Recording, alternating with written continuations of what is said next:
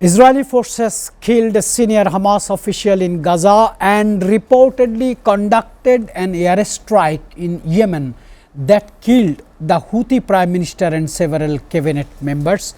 I just want to go to our international affairs commentator Shamsul Alam Pantho, who has the latest information about the Israel-Gaza situation.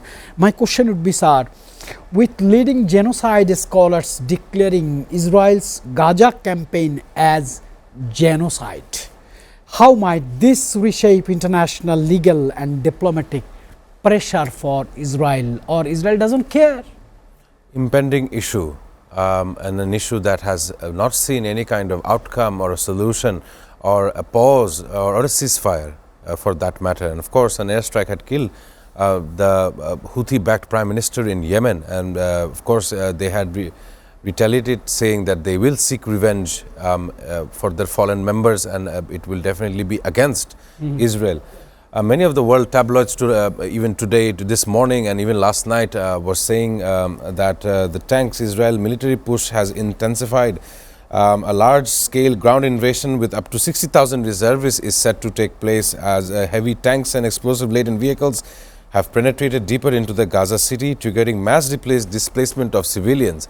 How many civilians, to be exact? Almost 1 million people.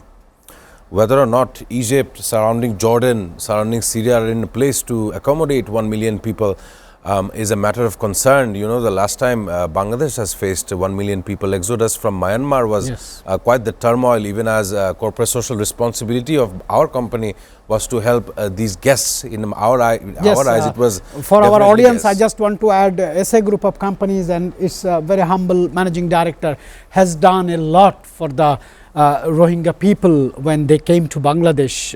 We really appreciate his support to the community. And in addition, today we see a mass exodus or of something similar happening to the innocent women and children and the families that have been affected in this bombardment of Gaza city. And of course, history says that this infighting between the two factions, Palestinian if not Israeli, these are the labels one another gives them. Religion does play a part in these notions between the two factions. But increasingly, you know, this month is the month of the United Nations General Assembly, and you know, I picked it out on Sunday. You weren't here, but we know that Mahmoud Abbas, Mahmoud Abbas has been blocked from going to United States, which the last time that has happened was when with Yasser Arafat, even back in the day. But I still don't see any kind of agreement or understanding between anyone in the world plateau to address this issue, and no one is batting an eye for Israel, and what it is doing is going into a territory which is not retaliating back directly. Definitely there could be a corridor to stop this heinous attack. We know that multiple times when foreign journalists, activists have tried to open up the naval blockade of Gaza Strip, it was definitely foiled by the Israeli military. And this time around, a flotilla carrying activist and humanitarian aid to Gaza had departed Barcelona's port late Monday.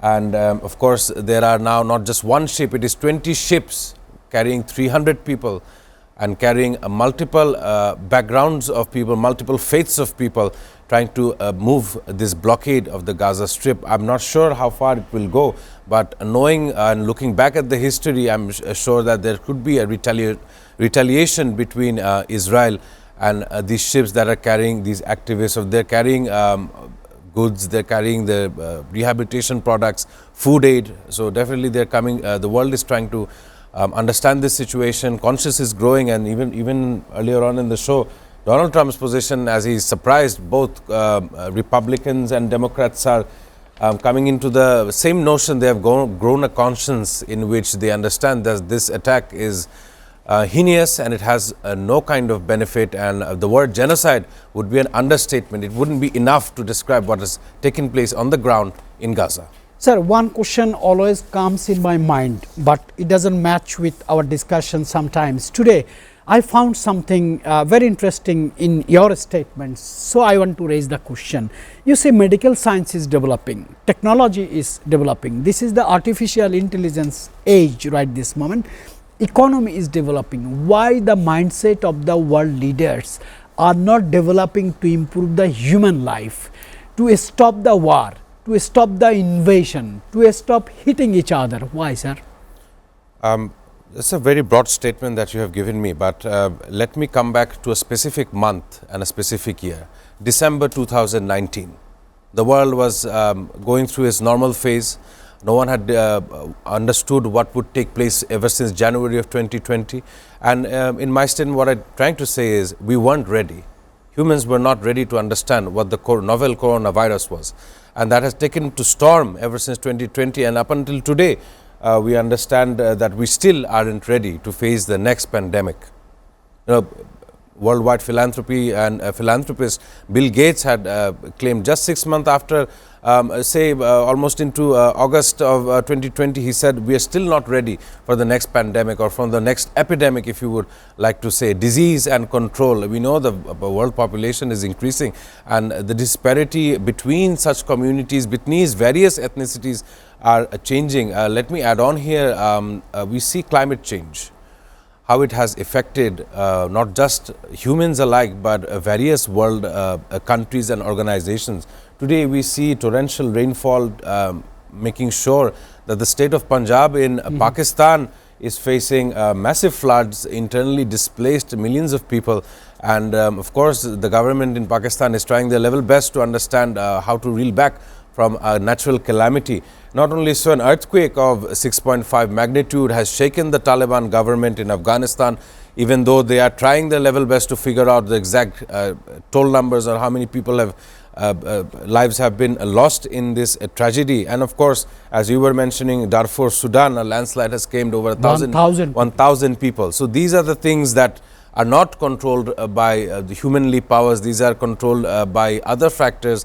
And of course, one thing is to note the sweltering heat of this summer, not only in Bangladesh, but not only in the tropics, but also well into Europe. This has been the hottest year on record, and world leaders continue to ignore the fact that this is the greatest, if not the worst, event that will take place in the coming days. Sir, our foreign friends and foreign viewers often ask us, why don't you give us the updates of your national aspects? I'll come back to that issue as we are running out of time. I want to do a last question to you. With growing criticism of United Nations inability to prevent conflicts and humanitarian crisis in both sides, is its credibility at an all-time low? To look towards foreign answers or to look forward to any kind of intention from the United Nations or and its various councils, they have a goal to unify the entire globe in addressing worldwide issues. However, if you look at Bangladesh, we have a refugee crisis that is happening here ever since 2018. Almost 1 million people have moved in from the Rakhine state into Cox's Bazar, and they have makeshift refugee camps, which the United Nations every now and then are definitely monitoring. And the current administration, Chief Advisor Mohammed Yunus, he has visited there even with Antonio Guterres of the United Nations earlier on this year. And we must understand that there is a military control that was controlling Myanmar up until earlier on in August, and now they're set to have an election in December. But what are their views, narratives, comments on the matter that they have ethnically cleansed the minority Muslims, Rohingyas that were living in Rakhine, and they have pushed them to Bangladesh? It's not Bangladesh's responsibility. We have failed back in 2018.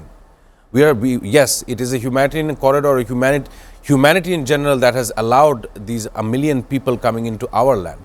Now, the corridor issue that we continuously discuss, humanitarian corridor, we must understand where the government of Myanmar tries to, what is their narrative on this issue before we can look forward to goals like repatriation.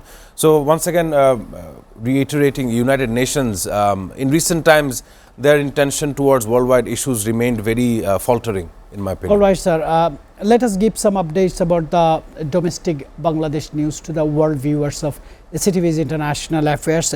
As I have been sometimes asked to give it, request comes to me to give it. Sir, you know, one of the leading political party, Bangladesh National List Party, is celebrating their 47th anniversary. Do you think the people of Bangladesh's people's aspiration is fulfilled by the politicians or political parties, though political parties' anniversary, 47th anniversary is going to celebrate? This is a broader question, I know. I need a little answer. I'll try to give you a very little answer, as we're definitely running out of time. But definitely decision making is quite so important. Previously, when any kind of political party held a rally in Dhaka city, it had made sure Dhaka city had become somewhat handicapped. Traffic would not be moving, the businesses would not be making any kind of decisions. People were seen losing hours trying to get to the banks. But this time around, on its 47th celebrations, increasingly the tabloids in Bangladesh are definitely saying that this time around they are not holding such a massive rally, but they are pointing their institutional party followers to look towards cleaning up the canals and the rivers that constitute inside Dhaka. So this is definitely a first to come to serve its people, even though they are not in charge of the government as of yet. But it does create a sense of notion that they are taking responsibility to the haphazards of society, which is quite so important, and it is a great step forward into understanding what the people need and what the people's mandates are. I really appreciate you, sir. We are absolutely running out of time. Before just going to say goodbye, I just want to say today is a birthday of legendary NFL quarterback and now a popular sports commentator, Brad Shaw, celebrates today as well. On the other side, we have many world notable personalities' birthday. We want to say happy birthday from SATV's International Affairs. I appreciate our viewers. I appreciate Norman Floyd Barnes from Washington and Shamsul Alam Pantho, our international affairs specialist from the studio.